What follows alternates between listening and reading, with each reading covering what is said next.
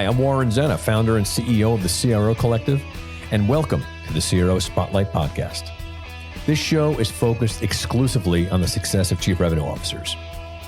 Each week, we have an open, frank, and free-form conversation with top experts in the revenue space about the CRO role and its critical impact on B2B businesses. This podcast is the place to be for CROs, sales and marketing leaders who aspire to become CROs, and founders who are looking to appoint a CRO or want to support their CRO to succeed. Thanks for listening. Now let's go mix it up.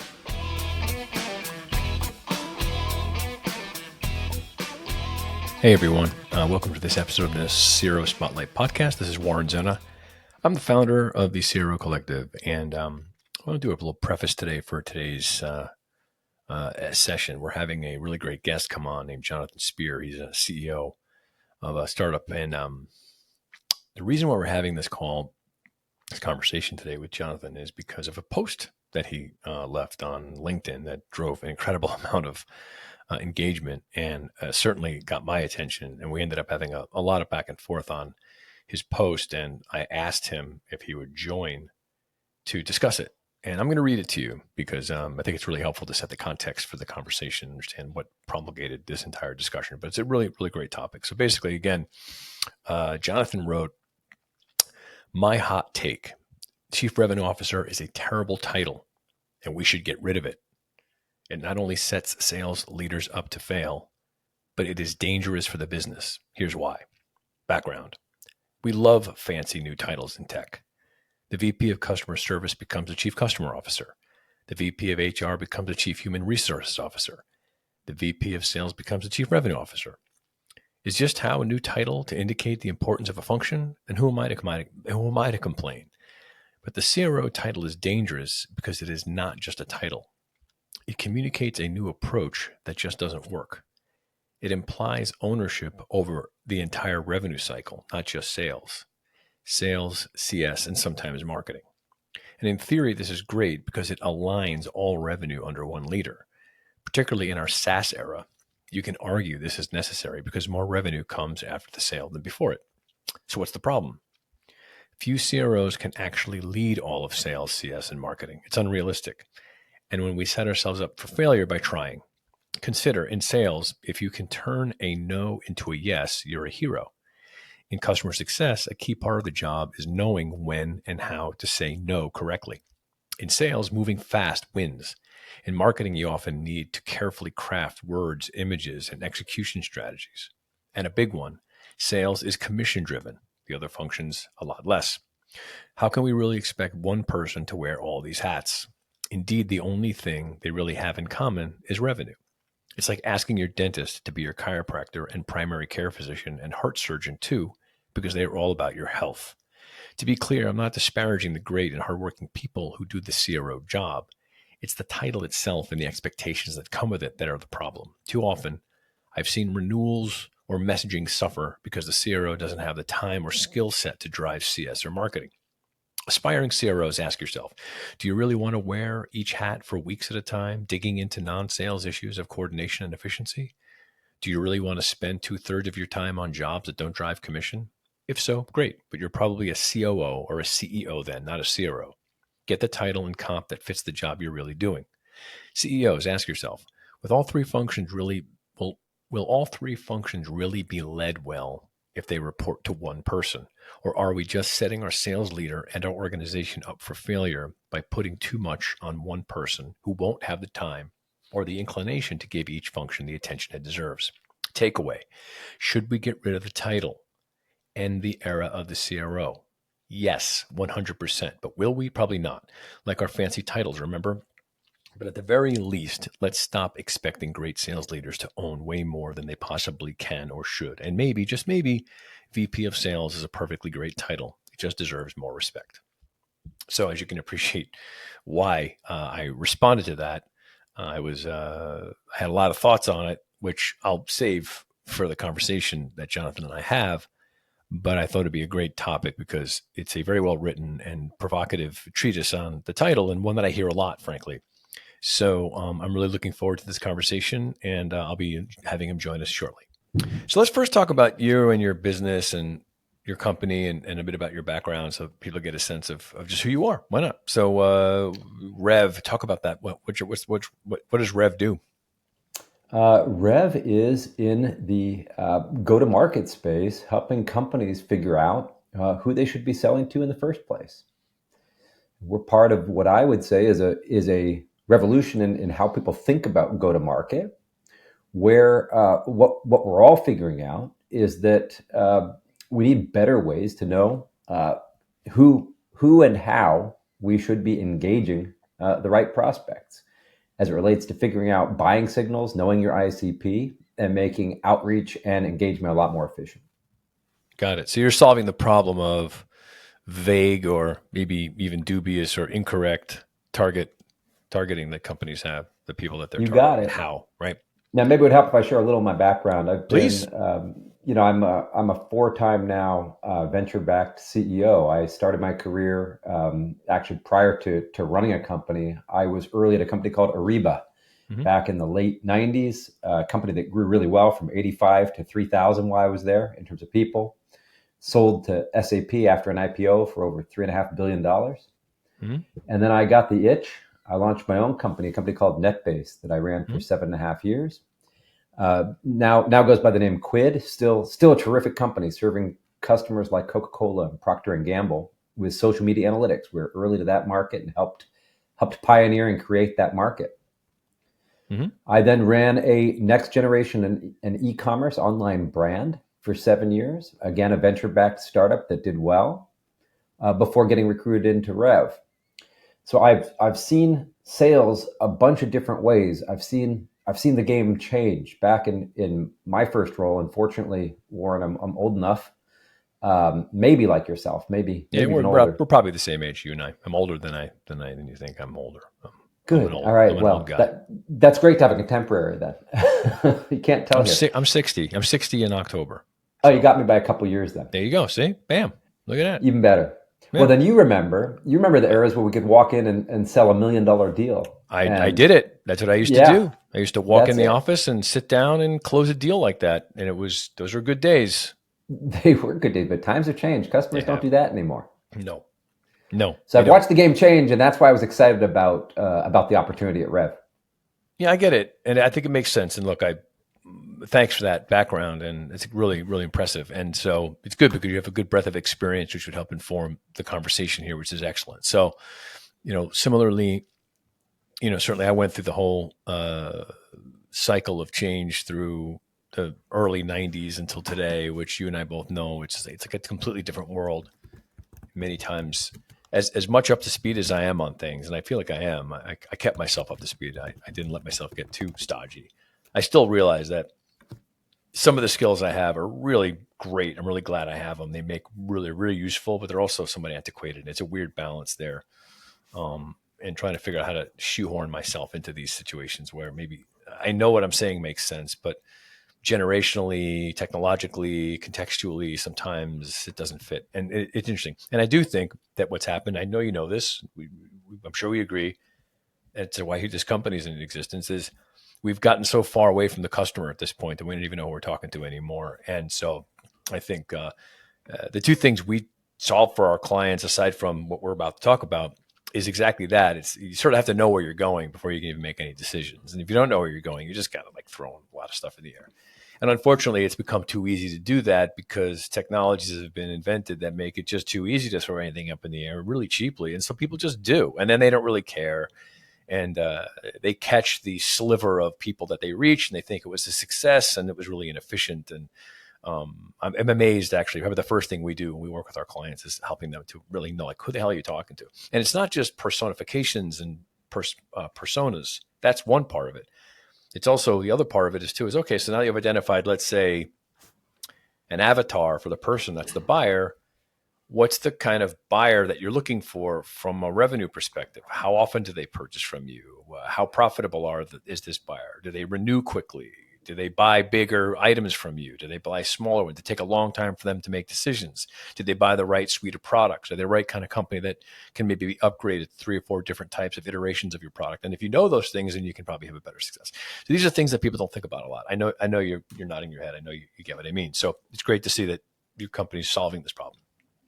There's a lot of spray and pray out there. You and I are going to have a lot of common ground on those topics. Been a It's lot all of spray spray and and pray. pray, And you and yeah. I are victims of it. I can only imagine how many emails and emails you get on a day-to-day basis that have no relevance to me. I mean, I get people ask me all kind of wacky questions and stuff. It's crazy. My favorite is the folks who saw that I'm a Cal Bear and therefore we should talk. Yeah. And you know what? Go Bears, but I'm not answering that one. It's not even creative Yeah, I or get the clever. Syracuse reference all the time. Actually, I had one this morning. Some guy's like, "Hey, so where'd you go to drink? Did you go to Chumley's? Like, are you serious? Come on, come on." It's asking me what alley I puked in when I was, 20 years old. It's not really the right place to start the conversation from. So that being said, right? So, I mean, let's set the premise here for this discussion. So given our respective experience, I came to my own conclusions. You came to yours. My ascension came through the marketing industry. I started out selling media and then broke into marketing services, mostly technology-based marketing solutions throughout my whole career. And some of them were agencies. As you probably know, back in the early 90s, late 90s and early 2000s, there was this big spate of, I'd call them sort of boutique technology marketing companies that had really unique ways of reaching customers. And I worked for a lot of these kind of companies. And I was lucky that I was there when search got started, got very heavily involved in search. And then I was involved in social media when it started. But the bigger thing that really got me launched was mobile. When the iPhone was created in 2007, I jumped on that and I got a gig with Publicis Group, and I was an executive there, and I ran their first mobile division. I had a really amazing opportunity to be like on the forefront of this new thing. And being on the forefront of anything is always great because you're sort of the smartest guy in the room. And we did a lot of really neat stuff. And then I got a gig at Havas, where I was an executive there, and I built a mobile media business for them there. And this is about the time where I was doing a lot of interactions with ad tech companies. I was very involved in the ad tech community at that time, very deep. And my clients were either brands that were spending money on media, or they were the ad tech companies who were trying to help me support to do that, right? The enablement platforms, all of them. And so I sort of became a buyer of these ad tech company services. And given my background, I was targeted. It's funny, you'll get this. I was the ICP for these ad tech companies. Mm-hmm. I had the target on my back, I had the budget. I was at the agency.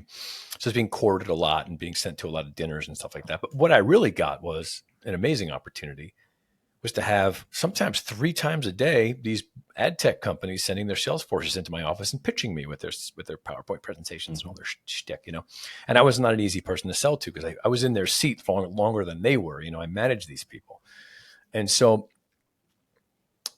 I wasn't really evaluating these ad tech services from a perspective of, is this going to help me do my job or better, as much as I was looking at it from, how do these people approach selling to me? How do they construct their story, and how do they persuade me to understand them? And are they speaking the language? I was fascinated by this.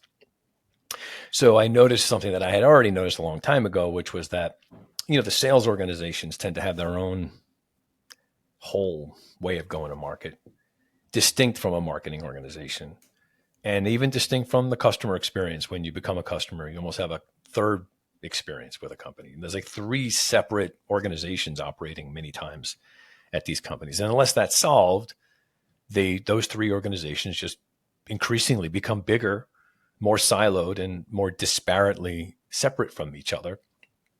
So that's when sort of, I wouldn't say I had an epiphany. It wasn't like a rock fell on my head and I had some sort of like an epiphany. It was just like I thought about, what would solve this if there was some leader who had more control or strategic control over the entire revenue function, so that it's misalignment, which I do believe fundamentally is the congenital disease of most businesses. Misalignment is the problem between revenue operations.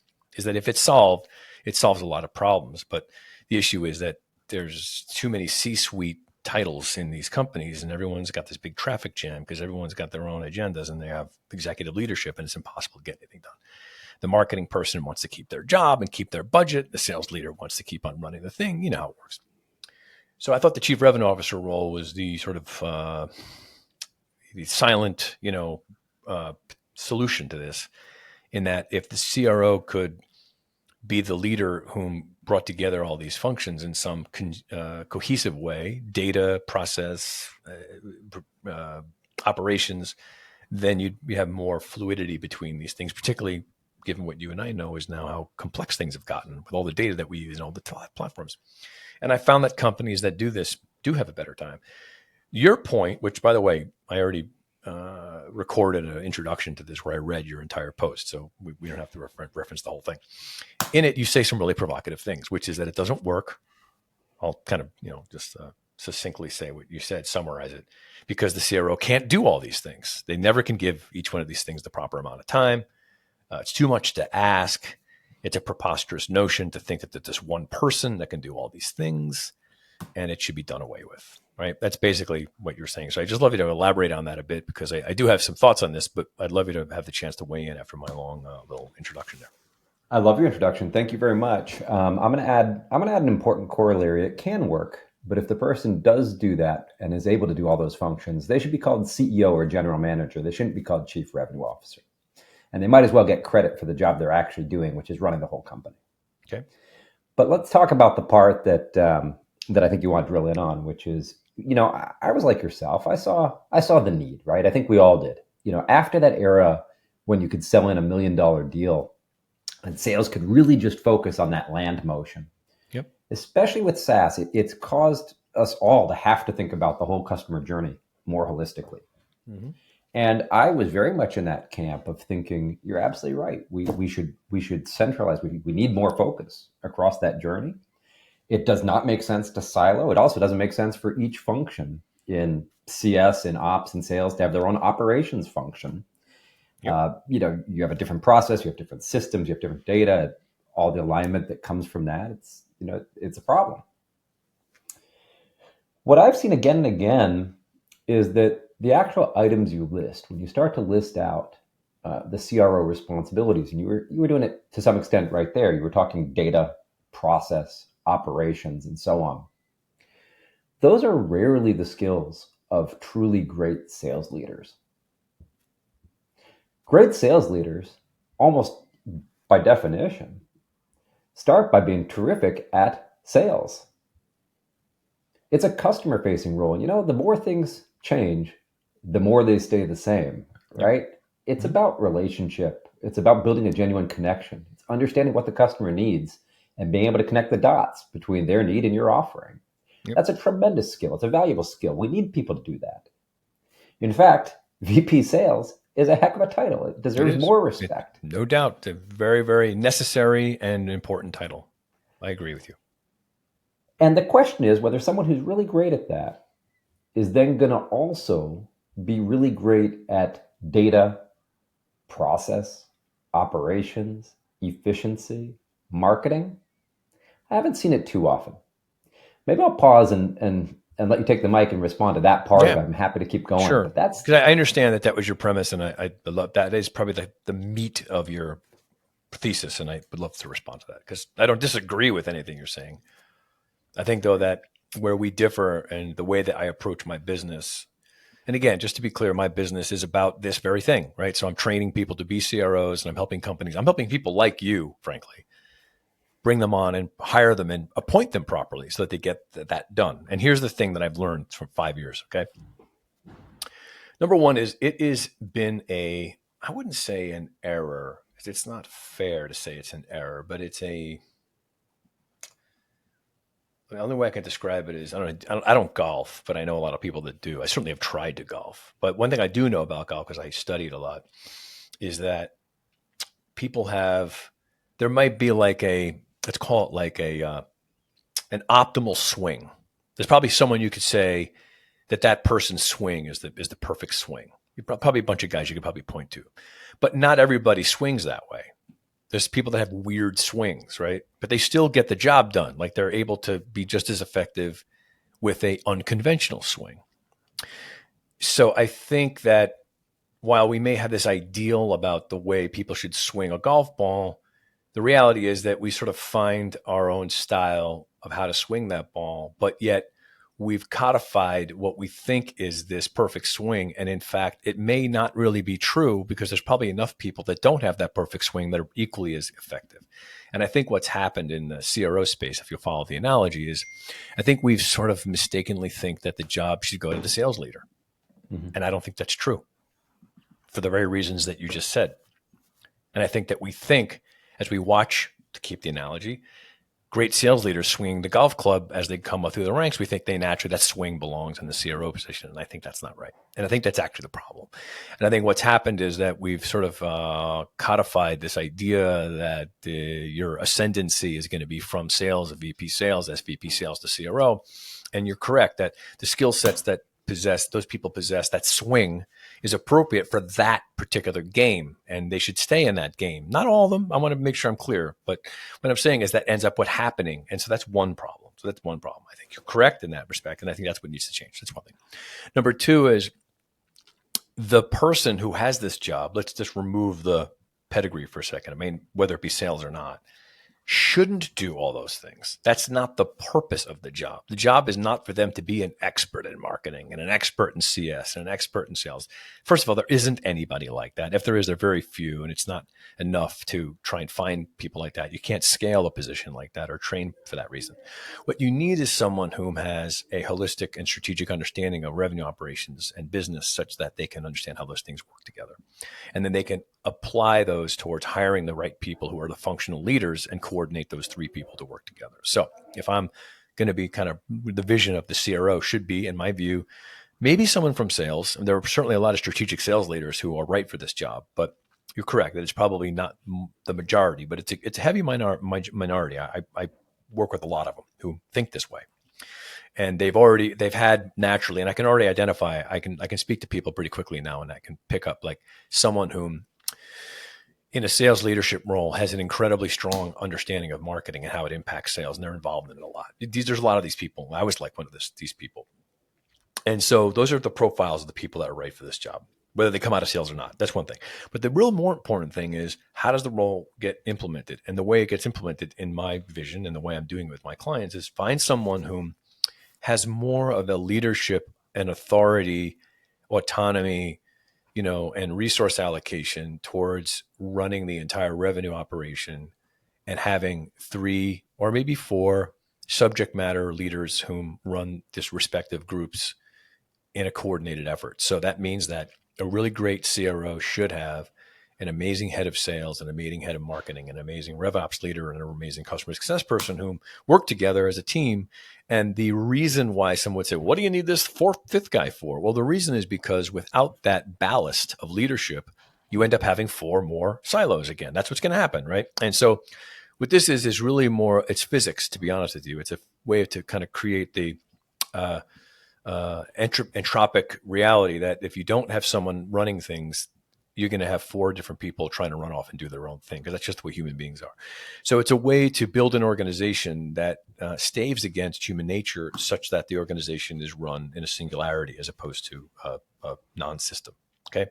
So if I have someone who's really good at that and reports to the CEO, what I have is someone who I know as a CEO I can count on, that I know is going to have a really strong understanding of a revenue operation and runs it properly without having to worry about whether they're, like you said in your post, they're not sitting around worrying about the difference between the cadences of sales and the cadences of marketing, because they're different, because they have other people that do it in accordance with principles and the proper systems and processes. And when I see that done this way, it actually works really well. So to add those tweaks to the way the role is implemented is the way that it works, and the way that you professed in your post. You're correct. If it was done the way you said, it wouldn't work, and it shouldn't. And I think what I'm trying to fix, in fact, ironically, what I was trying to say to you in my response to your post is, you stated the exact problem I'm trying to fix, which is that's why the role doesn't work, is because people don't appoint it properly. And they think it's supposed to be someone that comes from sales, and they think it's someone who should do all these things, and they don't find anybody to do those things. And what ends up happening is, because this person was a great sales leader, in 6 months, that's what they end up doing, running sales, because that's what they're good at. And that's not the right way to do it, because you end up with exactly the opposite of what the role intended. So those are my responses to what you put out in your thing. I love it. Some good stuff to talk about there. And then we got to talk about incentives too. Let's do it. Totally. But I want to start with, and understand how you think about, that sort of, in my mind, it's the elephant in the room. It's the whole industry expects that the sales leader is the one who is CRO. And it's I almost, know. I was teasing people a little bit in my comments Yeah. because the ones who'd say, I disagree, I need to be a CRO. I'd say, great. Well, what do you think of sales reporting to the marketing leader and giving the marketing leader the promotion, or the That's CS right. leader or the Yeah. RevOps leader that Yep. promotion? RevOps And tends to be people that are good at this, by the way.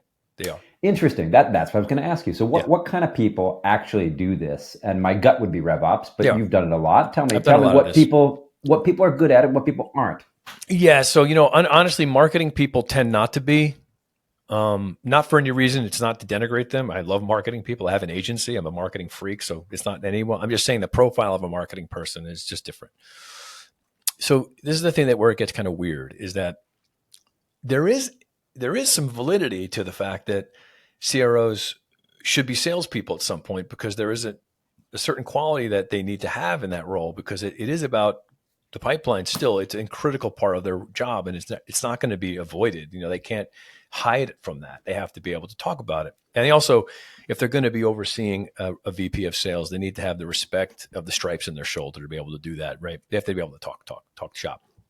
So I don't think that we should necessarily toss the entire sales background out of the thing. I just think that we've swung the pendulum over so far that we see people who perform really well in closing deals all day long and getting new top line revenue. We think we put them in the CRO and they're just not suited for it. Look, Jonathan, it's no different than taking someone who's a great independent contributor and making them a manager and they fail because it's not the right skill set. They have a different skill set. It's the same thing, frankly. So I think that's one thing. You're right. There is a muscle memory in the industries that we both look over that need to be changed about the way they view the role. And so I think that the two type of people that I see are successful, like I said before, one is I would say the strategic sales leader, someone who really looks at the business differently. These are people who are probably going to be CEOs one day, like you. Like these are people who they have this larger aspiration, and they see sales as a window into a larger business model, and they look at the world differently, and they end up running businesses, and they do all this stuff, and they understand that siphoning themselves off into one group where they make a lot of commissions is it's a great way to make a living, but you're not going to have a good understanding of the rest of the animal if you just stay in one part of the business. And those are the kind of people. It's a profile thing, and I'm pretty good at being able to ascertain those. The second thing is the RevOps people today. Some of them are really incredibly smart, really great people. So the earlier RevOps people were more IT people. They fixed Salesforce. They tweaked the systems. They built the CRM, right? They fixed all the tech stack and stuff. These are people who, while that's critically important, these are more people who think about systems and data as it pertains to process and integration with customer success and customer. And these are people whom I work with a lot of them, whom would make incredible chief revenue officers because they have a centralized brain around how all this stuff works. And they'd be very well suited to have the sort of perspective of looking at the business holistically than someone who is stuck in one silo. Because the RevOps, a good one, is covering all the bases. So those are the two kinds of people that I'm seeing are graduating into this role more. And if I'm working with CEOs, which is a part of what I do with this, is let's identify the characteristics and qualities of the person that would best be suited for the role at your company with your business model and your customers and the type of commercialization that you have, so that we can put the right person in the role, as opposed to, which is what I'm helping people do, just don't promote your head of sales to do the job because that's what everybody else does. That's the mistake I'm trying to stop people from doing, because that's the first thing they do. And it doesn't work out for the reasons you and I could probably nod our heads and see where the train is headed. And I'm saying, look, no, think about it differently. So this is sort of the way I'm trying to get people to stick with my earlier analogy. Lean a little bit more this way when you swing the golf. I know it not be comfortable for right now. It might seem counterintuitive because you've been swinging your golf that way for 30 years. But if you make this one change in the way you hold the club or put your feet, you'd be amazed at how much more velocity you'll get out of it. And people are like, oh my God, I would never have done that if you didn't change my paradigm a little bit and have me do it, because I never would have done it on my own. I would have just done the thing I always do because I'm comfortable with it. So I'm really trying to change the way, frankly, CEOs and founders think, and boards, to be honest with you, how they think about the way that they construct and architect leadership. so that they can build the right model that's not based on what everybody else did, but what we know now works. And that's sort of what I'm trying to accomplish. Well, and changing the way the sales leaders themselves think about it when they 100%. walk in and hey, I own sales, therefore I own revenue. And listen, their logic is reasonable. It makes sense It does. to say I want to own the top line, and by the way, more of the top line now comes from direct through the site, through which ultimately is marketing, or Yep. from customer success. That logic is another thing that you have to overcome You do. in what you're describing. No doubt. I mean, look, we live in a society, our country is on a 4-year cycle. We're in the middle of it right now. Okay. So what we have is we have a culture of our country that every 4 years, the exhaust fumes of the 4 or 5 initiatives that were trying to be implemented are being exhausted and new ones are being formulated, or they're trying to be protected. So you don't really have a lot of time to seed the kind of change that really needs to happen, right? I don't want to get into a political conversation, but you know exactly what I'm talking about. And so companies are run the same way. I mean, you manage companies by the quarter, and you and I both know that any meaningful thing takes a lot more than a quarter. I mean, anything that's really going to make a change, it takes probably 4 quarters or maybe even 6, right? Particularly if you're doing things like marketing and stuff like that. So what we need to do is I don't know if I can do this or not, but I want companies, and I think it's happening more. I think we've seen a little bit of this exuberance is becoming exhausted. Is slow down a little bit. Think a little bit more about like what kind of business you want to be. Because I tell my CRO clients there's 2 things you need to look out for. One is the CRO job, which is we want you to be a chief revenue officer in our company because our goal is to have this thing be acquired in 3 years. Or the company that says we want a CRO to help us turn this into a world-class organization that's best in class and the leader of the industry. One of those goals is a short-term goal. The other one is like an Amazon goal. Mm-hmm. And CROs are very appropriate for Amazon goals because they're people whom you need someone sustainable who knows how to build systems and processes that take time to work, and you need that. If I want to turn a business around in 3 years, maybe this is not the right way to go about it because you're probably going to be looking at top line revenue every quarter anyway, because that's the only way you're going to get there. I mean, you know this. So I'm trying to have people understand, be more honest about the kind of business you want to be and put the right people in place to make that happen. And maybe a CRO is appropriate in certain circumstances and maybe it's not.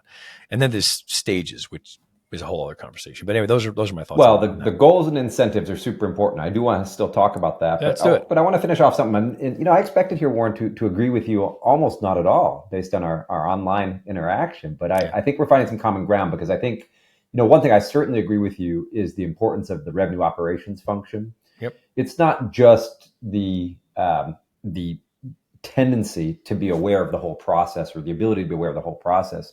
It's also the degree to which our modern processes are so instrumented with data.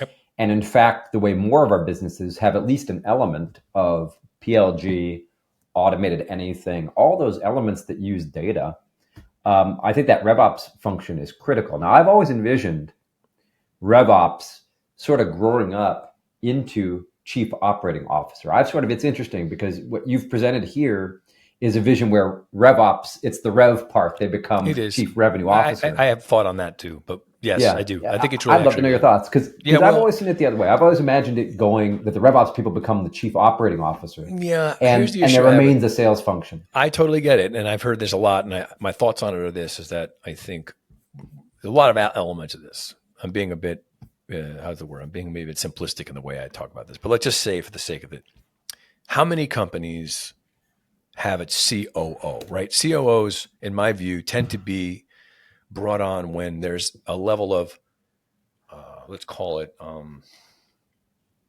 not just revenue, but general business operational complexity, where a COO is necessary, right? They get involved in everything, facilities, right? I mean, everything. It's a very largely encompassing role when a COO is involved because operations encompass more than just revenue. They encompass everything, hiring and, it's a very, very complex job. And I think that what I see, maybe you can tell me if you see the same, COOs tend to be brought on for 2 reasons. I see one is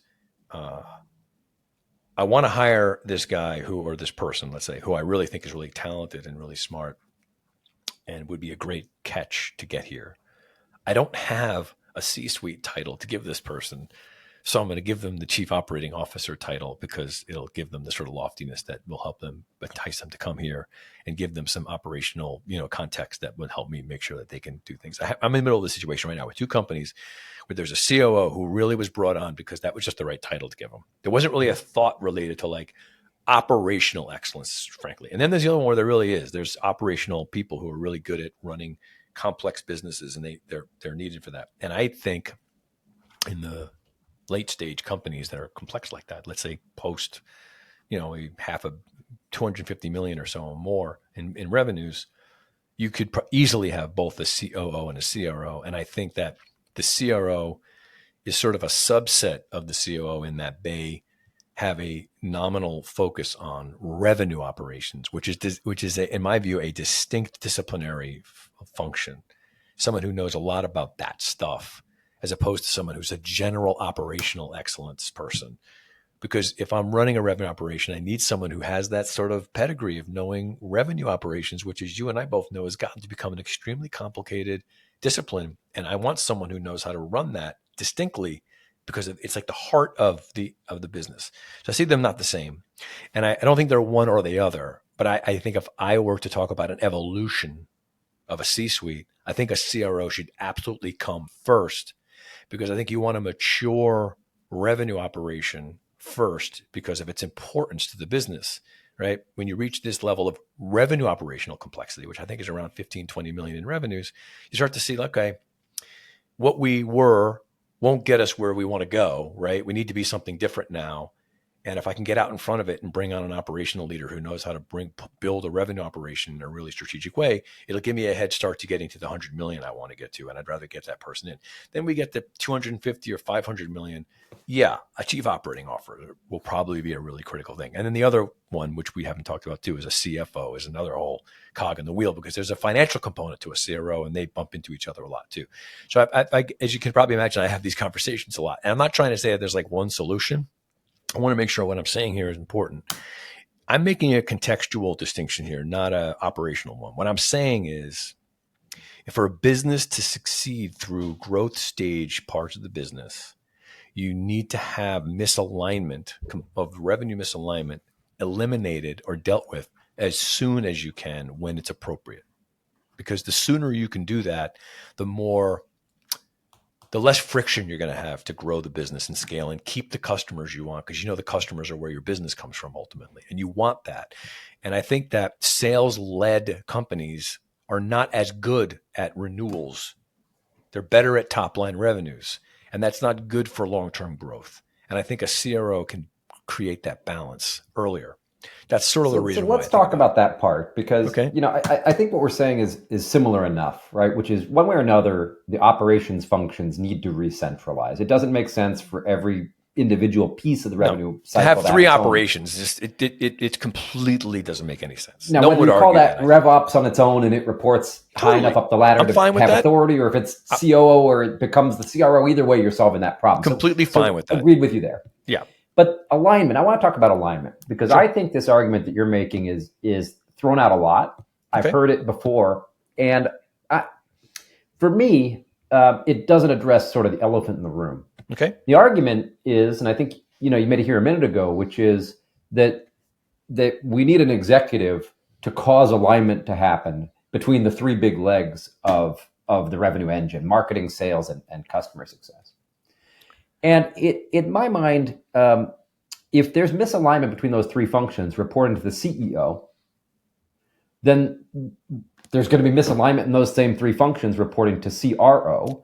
I actually agree with you, and I have an answer to that. So you're right. So I will add, but then I want to hear your answer. Yeah. But I'm going to add, the root of the misalignment, it seems to me, and you've thought about this probably more than I have, so I'm curious, but it seems to me the root of the alignment at the end of the day is compensation. It's incentive.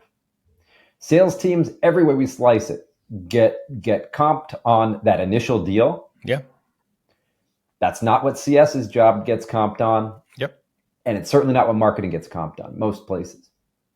No So doubt. how I do you mean, solve the alignment there? look, I'm a Mungarian. I am like you. Incentives are everything. It's no question. When you and I get up in the morning, whatever we do is because that's what we're incentivized to do. And I think that's a critical thing that people need to think about.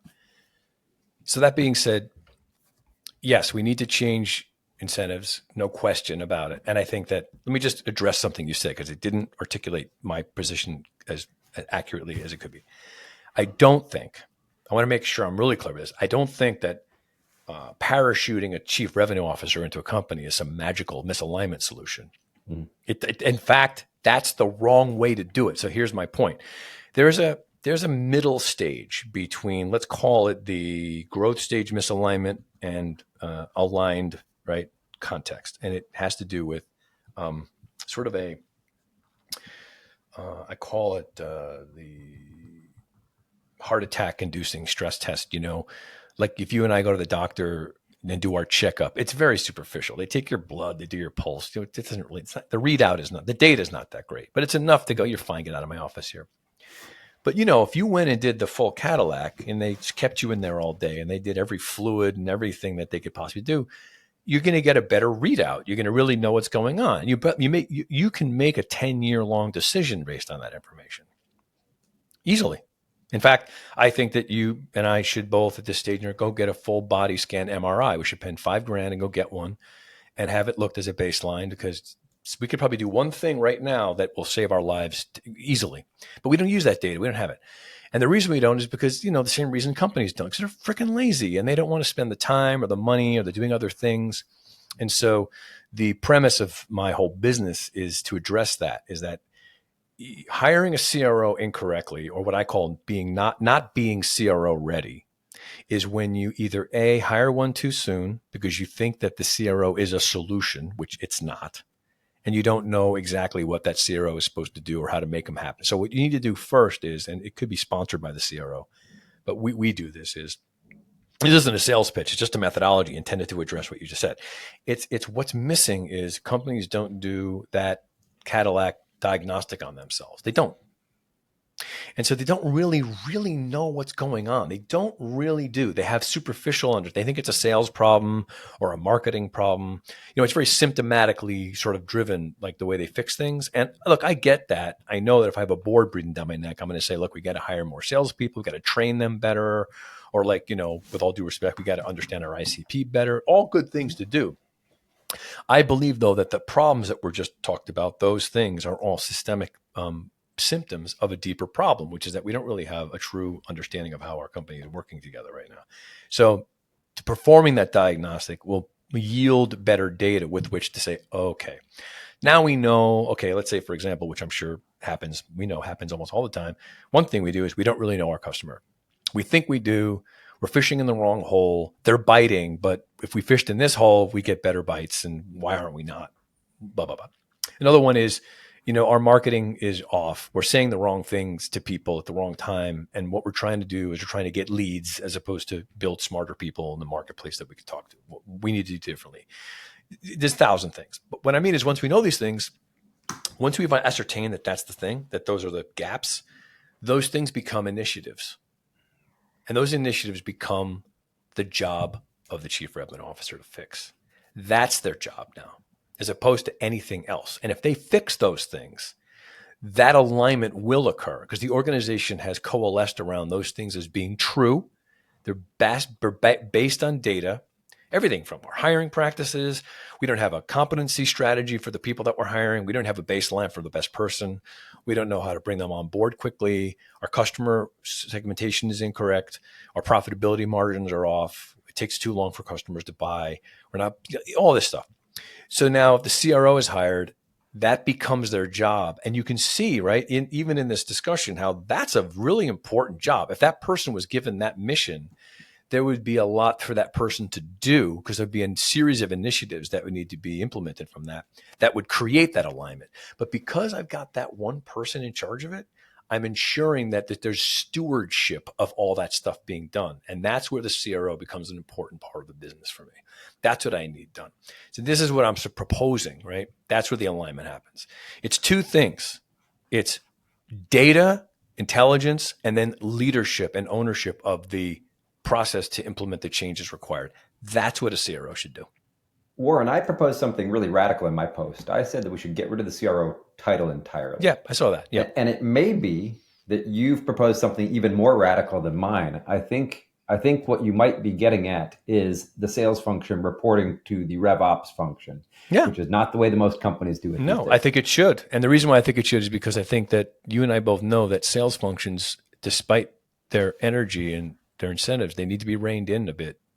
They tend to, I don't want to call them cancers, but they metastasize. They really do because they're critically important. And so what ends up happening is they get the lion's share of budget, they get the lion's share of focus, they get the lion's share of the revenues and the money, and it's all fine. But I do think it creates a lopsided organization. And I think that if the company was driven more by, I think it's even leaning the other way. I think it's not so much RevOps as much as it's actually the CS function is probably the critical thing here. Because if I look at a customer as someone whom I haven't ever spoken to yet, let's say I work with Jonathan Spier at Rev and they help me identify my ICP, and now I know who it is. Okay, so great. So now we've done a great job of working with this amazing company, and we really know now who we're supposed to target. I have to think about it this way, and I'm sure you do too, is that there's people out there who fit that profile that I haven't spoken to yet. Those people are my customers. So how can I start talking to them today, right? Mm-hmm. So if I flip my company around and have a conversation with those people that way, it's going to be more marketing and messaging driven than it is going to be sales driven, which I think people really want anyway. So I think that if companies can make that shift, I think they'll find the sales function will be more efficient because the people they're talking to will be more educated and easier to speak to. And I think the marketing function will also be clear about their job, which is not to get sales leads. That's an inward thinking thing. It should be more about marketing's job is to educate consumers or customers or prospects about something so that they're smarter. And if they're smarter, they'll consider things differently and they'll be easier for us to talk to. Marketing should be doing that all day. And I think that that's the sort of idea that I think about the way the shift needs to be taken. I agree with you. I think it should be led by different brains than just sales. And we're back to where we started there with spray and pray. And I think the reality is in this market with ASPs down, with close rates down, with just being a tougher market out there, it's crazy. You can't afford spray and pray. And anyway, the spray and pray is not working as well as it used to. Too many automated solutions throwing out too much content. It doesn't work. Yep, it doesn't. And it mainly is because we've sort of cannibalized our own success. It's too easy to reach people now. Too easy. And so we do, right? It's nuts. And so, I think we're spinning around and running in a race now. We're overloading people. We've turned people into people that don't want to hear from anybody anymore. We've actually created a marketplace that hates us. And, it's our own fault because the ease with which we can do it it made us lazy, I think, really has. It's made us lazy. And, I work with a lot of tech companies who work with these like an enablement platforms that allow people to do things like the dialers and the gongs and stuff. And these are good tools, but they just add more grease to a wheel that's spinning too fast already, in my opinion, anyway. And weapons of mass destruction. And I'll be an optimist here for a moment. I look at it a little like when Kindle came out and we all thought books were done and we threw out all our books. Yep. I spent the last 10 years reacquiring my book collection because you know what? Reading on paper is a lot nicer than reading on a screen. Enough of my life's on a screen. We're all like that. Yeah, I do. I think there's going to be backlashes to a lot of these things. There will.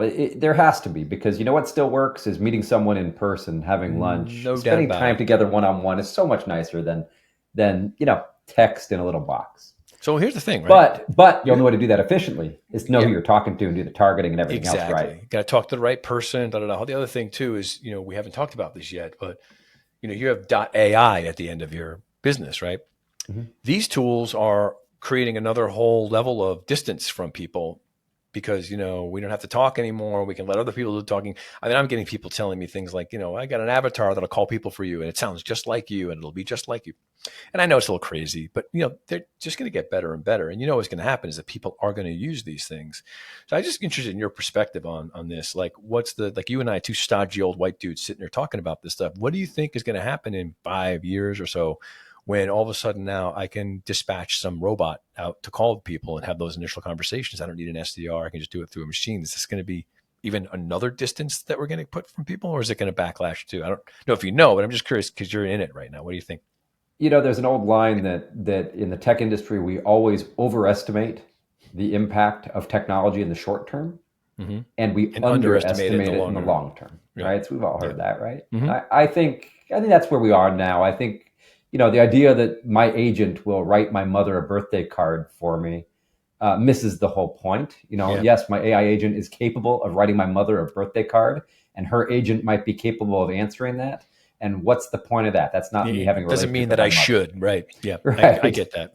I get that. I do. I think So there's a lot of tools we use just because they're there, but it's not really yeah, like and wasn't a problem, you know.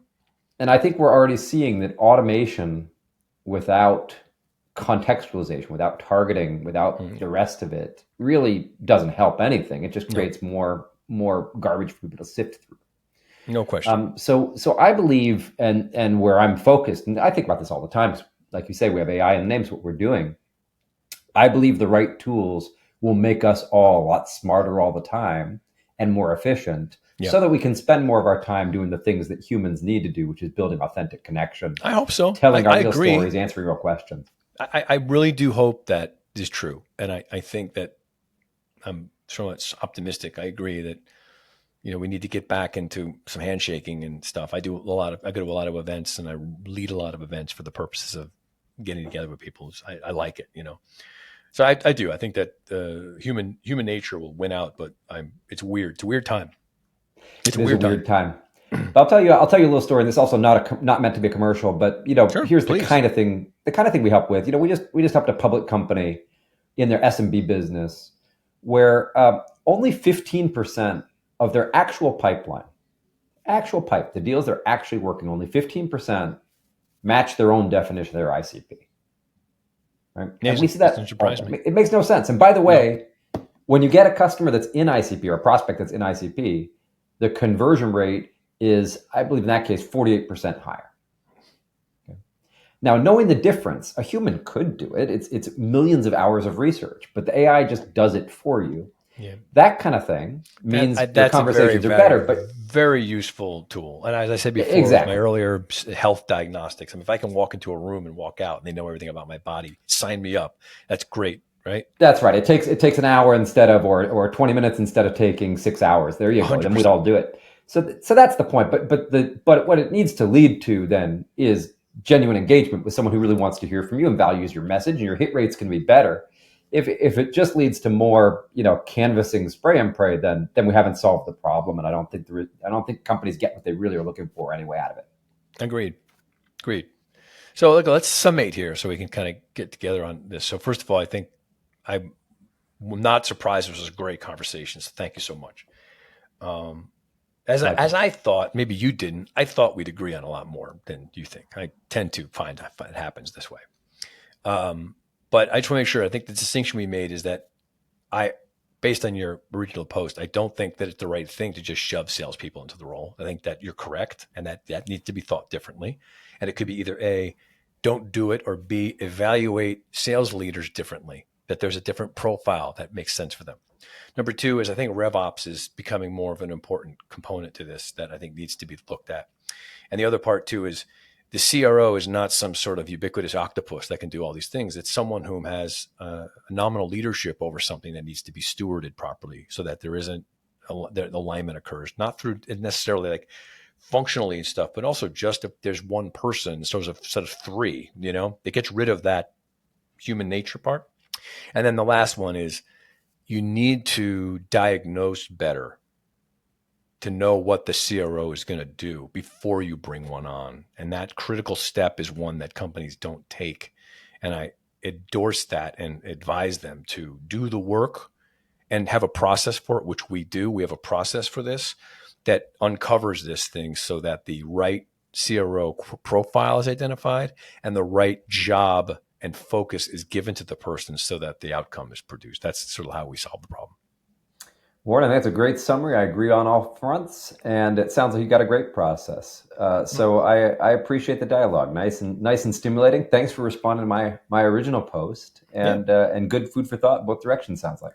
Thank you. Great talking to you. And this is really wonderful. So I think that the audience is going to eat this up.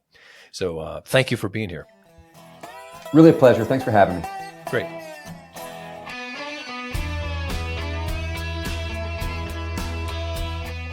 Thank you for listening to the CRO Spotlight Podcast. The CRO Collective's mission is to help CROs succeed and help founders and CEOs build CRO-ready organizations. You can find out more information about our services at thecrocollective.com. That's thecrocollective.com. And we look forward to having you join us next time.